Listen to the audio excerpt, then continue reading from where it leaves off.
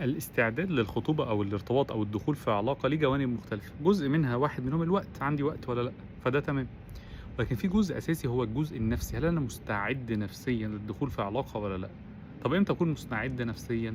أولًا أبقى فاهم نفسي، وفاهم معتقداتي عن العلاقات، ولو في حاجة مخوفاني أبقى عارف إيه هي، وأبقى فاهم أنا عايز إيه.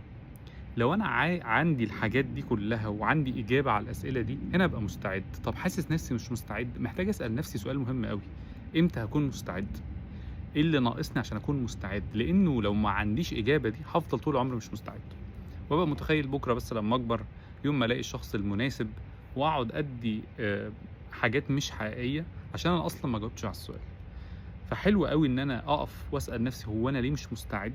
ولو عندي إجابة منطقية خلاص أبقى عارف، إذا تغيّر الحال في الحتّة دي خلاص أنا بقيت تمام، لو غيّرت معتقداتي عن العلاقات أنا بقيت تمام، لو تخلّصت مثلًا من علاقات قديمة يبقى أنا تمام، فمحتاج أجاوب دايمًا هو أنا ليه مش مستعد النهارده، وإمتى أكون مستعد؟ إمتى مش باتكلم على وقت، إمتى يعني لو إيه حصل أكون مستعد، جاوبت عليها هنا هافُك إشكالية إحساسي بعدم الاستعداد للدخول في علاقة، وإشكالية إن أنا ممكن أكون باضيّع على نفسي فرص آآ تحت بند إن أنا مش مستعد، ومحتاج آخُد actions عشان أتحوّل لشخص مستعد.